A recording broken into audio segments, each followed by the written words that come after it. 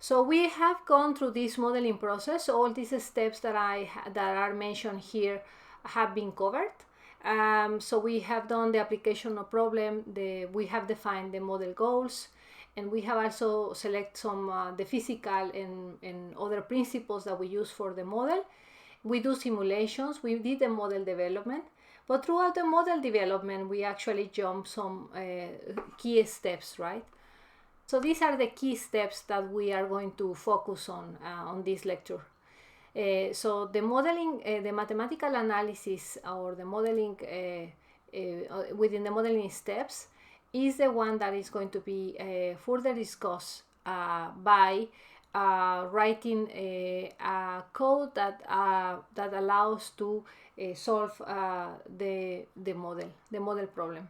For this, we need to organize and we need to define the algebraic variables, the ordinary differential equations, and other equations that are needed in the model. Then later on, we will also have to, for the solution, we will select a numerical method, and then we will have an evaluation, and the numerical evaluation and a visualization. And for this visualization, we will also need to program a way of seeing these results. We're going to start with a very simple example, and the example is the model of population that involves two flows, deaths and births. So for this, we have developed the causal loop diagram and the stock and flow diagrams that allow us to have systems thinking analysis. And we also have defined the key elements, which are the stocks, flows, and parameters, and the interrelationship between the elements. So in a very simplified way, we move from the causal loop diagram to the stock flow diagram, and we know now that we just have to insert the equations in the flows, into the flows, and we have to define the initial population, right, which is the initial condition for the model. When we also have to include the parameters that in this case are the Beer fraction and the lifespan. But then going into a deeper analysis of this model, we can see that what is happening, and actually what is happening with the numerical solution, is that it uses a finite approximation, finite difference approximation for estimating the population at certain time. So we say that the population has been calculated in the model based on the previous population. That's why we have an initial value plus the flows. And then we have the following equation, we have the equations. So now we have to use this information to construct our pseudocode. So the pseudocode will include the stock flow equations, which are also called governing equations, and will also include the flow rate equations. But in addition to these equations, it'll include the initial conditions and the parameter values. Well, this is a very simple model, right? And as such, we could also have an analytical solution very easily, right? But we're going to start under the assumption that we cannot have this analytical solution, and we're going to use a numerical solution. So the finite difference approximation is estimated, as I mentioned to you before, by the value that has been obtained at previous time. So the population times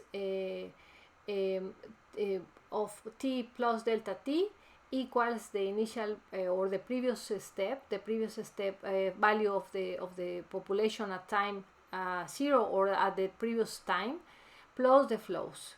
We're going to do this exercise until we get our final time. So from t to t delta t. So we need to, then it means that we need to define the final, the t delta t, but we also have to define what will be the jump in between. So how small or how large are we going to make these jumps in time? So for defining these jumps in time, we have to define what is called system evolution. So system evolution is how the state variable will move depending on the time, and this is dependent on whether we are defining the evolution in a continuous time or in a discrete time. Continuous time refers to what we have discussed before, an analytical solution, right? That will give you a result, an exact answer to the differential equation. While in a discrete time, we will have to separate in lumps the time steps, and then we will have to solve the equations, the state equations, or the stock flow equations. But as we have discussed, we cannot discuss any more continuous time when we have complex equations that can only be solved through numerical methods. So therefore, we will use the discretization of the model, right? So a discrete model has the following basic features. The time variable is constrained to assume only a set of discrete values at intervals delta t. The system update occurs only at those discrete times. The system updating function yields the next value of the state, given the current state, and no state transitions is defined for any other time t. And we already know what are the classic features of the continuous time. So the time variable may assume any time in t, and the system state is continuously updated and is defined for any t, and the updating mechanism requires the use of the time derivative of the system state. So the continuous time, the key is that between any 2 points in time, there are an infinite number of other points in time, all right? So this is the relationship between physical time and sample time sequence. This is something that you should have seen this during the project, when you were doing the project, where you had the experimental data at certain time step, which was the sequence of the sampling of the temperature and the sampling of the mass, right? While you will have this is the sample sequence time, and you have to match the sample sequence time probably with the physical time if you need to compare results, right? And physical time is the time that is defined for every jump that we're talking about, and this the length in the or the space between each time will depend on the rate of change, right? So how the change occur, and that is linked to the rate parameters.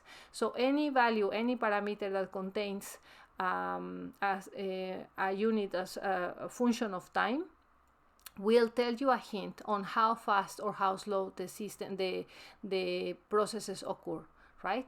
So far we have discussed processes that are measured in terms of in seconds, and we also have in terms of minutes some examples, and then we may also have we actually have examples already with changes in terms of days. So when we were talking about population dynamics, we were talking about rate changes of, it can be years, months, and days.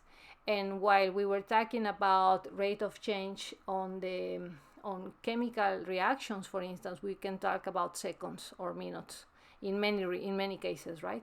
And biological transformations will have a different time rate. So this is a way of thinking about matching what is the physical time, the physical time and the sample sequence, right?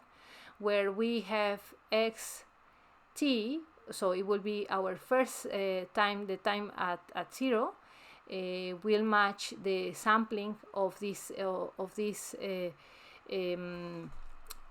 this will be the sample sequence at x0.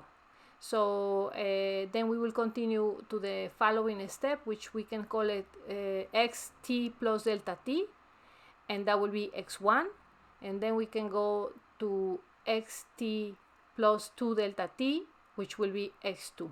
All right. Later on, we will see that our x0 can be, actually, depending on the program that we are using, we will have to define as 1 or 0 depending on the software that we are dealing with.